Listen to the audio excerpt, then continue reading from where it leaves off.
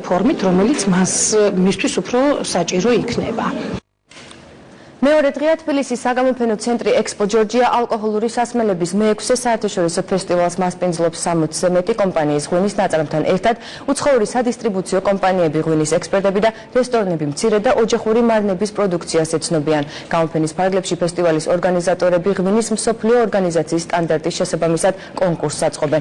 ფესტივალზე იმყოფება ჩემი კოლეგა ბექა ბარამიძე. ბექა, ხომ არ გამოვლინდნენ უკვე კონკურსის გამარჯვებულები და თავად შენ ხომ არ დააგემოვნე წარმოდგენილი ღვინოები? ხადია დავაგემოვნე, თუმცა თავდაპირველად მინდა გითხრათ, რომ ფესტივალს, რომელიც შინაარსობრივად თავისთავად საზეიმო განწყობას უკავშირდება, ერთგვარად დაღი დაასვა იმ ფაქტმა, რომელიც ავღანეთში 2 დღის წინ ქართულ სამხედრო მოსამსახურეებს შეემთხვა. თავად ფესტივალს არ ქონია მუსიკალური გაფორმება, რაც თავისთავად ფესტივალის ორგანიზატორების ინიციატივა იყო. რაც შეეხება თავად კონკურსს, რომელიც თქვენ ახსენეთ, სამწუხაროდ მე ამჟამად არ შემეძლია გითხრათ მისი შედეგების შესახებ, რადგანაც მისი დასკვნითი ეტაპი რამდენიმე საათში დაიწყება, როდესაც უკვე ცალკეულ ნომინაციებსა და კატეგორიებში გამოვლინებიან გამარჯვებულები.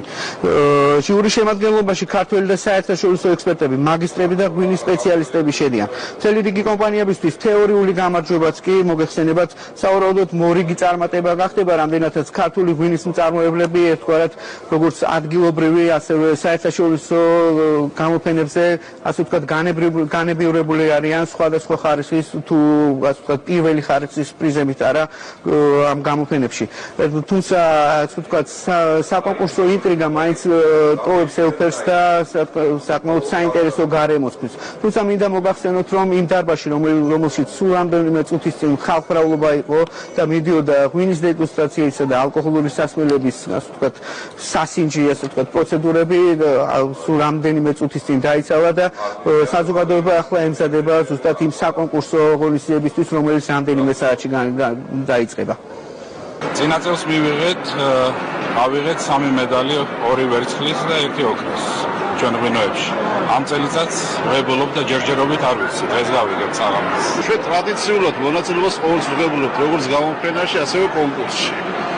რა თქმა უნდა, ბევრი მედალი გვაქვს მიღებული კონკურსში, თუმცა ყოველთვის ვცდილობთ, რომ ახალი და ახალი წარმოვაჩინოთ და ამიტომ ყოველი მიღებული ახალი ჯილდო ჩვენი კომპანიისთვის, მის თანამშრომლებს არის ახალი სტიმული.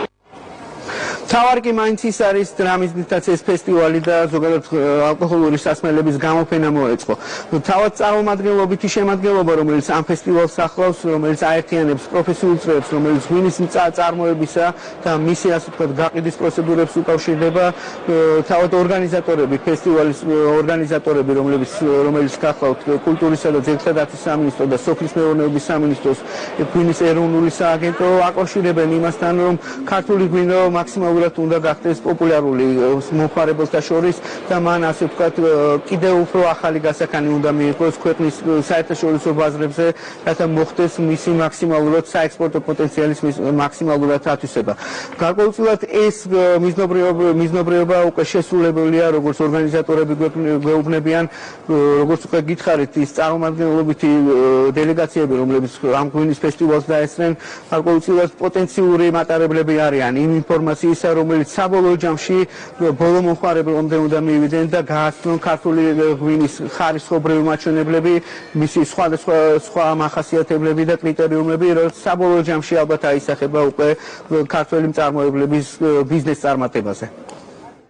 წინა წლებთან შედარებით უჩვეულოდ ბევრი უცხოელი სტუმარი ესწრება გამოჩენას, ამით არის განსაკუთრებული ეს გამოფენა, იმიტომ რომ ქართული ღვინის პოპულარიზაციის კუთხით მე ვფიქრობ, რომ არც ერთი წინა გამოფენა ასეთი ეფექტური არ იქნებოდა. უამრავი ქვეყნიდან ყავს ძალიან პროფესიონალი ვიზიტორი. ამ გამოფენამ უკვე პოპულარობა შეძლო. საქართველო პოპულარული ხდება როგორც ღვინის სამშობლო, ხარისხიანი ღვინის მწარმოებელი ქვეყანა და წელიწადში ერთხელ რო იციან ესეთი საქმიანი ფორუმი რო ტარდება ღვინის სამყაროში, უკვე ბევრი სპეციალისტი ღვინის სფეროში, ვინც საზღვარგარეთ მუშაობს და დაინტერესებულია ჩვენი ღვინისთებით, აქ ჩამოდის სწორედ ამ თარიღებში. ერთგვარად სასტარტო პირობები ქართულ ღვინოსა და ზოგადად ალკოჰოლურ სასმელებს უკვე შექმნილია საერთაშორისო ბაზრებზე. ახლა უკვე მთავარი აქცენტი გადატანილია, ერთ-ერთი ძირითადი აქცენტი უკვე რუსულ სამხმარებლო ბაზარზე, რომელსაც სულ რამდენიმე დღეში ქართული ღვინის ნაწარმის ექსპორტი უნდა დაიწყოს. სავარაუდოდ ამ ფესტივალის შემდეგაც იმ შედეგებს, რასაც ამ გამოფენის ორგანიზატორები ვარაუდობენ, აღმოჩნდება ის, რომ წლის ბოლოსთვის საპროგნოზო მაჩვენებელი ღვინის ექსპორტისა დაახლოებით უნდა შეადგინოს რამდენიმე ათეულმა მილიონმა ბოთლმა, რომელიც სავარაუდოდ წლის ბოლოსთვის შედეგების სახით დაგვიდგება და ჩვენ მიმოვიხილავთ იმ შედეგებს და იმას ვთქვათ აქტივობების წარმატებას, რომელიც მთელი ამ გასული თვეების განმავლობაში სოფლის მეურნეობის სამინისტროდან ხორციელდებოდა. ცხადია ამ ყველაფერში ამ გამოფენამაც თავისი წვლილი უნდა შეიტანოს და აქ ჩამოსული საზოგადოების მიერ საზღვარგარეთ წაღებული ინფორმაცია უნდა გახდეს ფასეული უცხოელი მომხმარებლებისთვის. დიდი მადლობა პირდაპირ ეთერში ჩემი კოლეგა ბექა ბარამიძე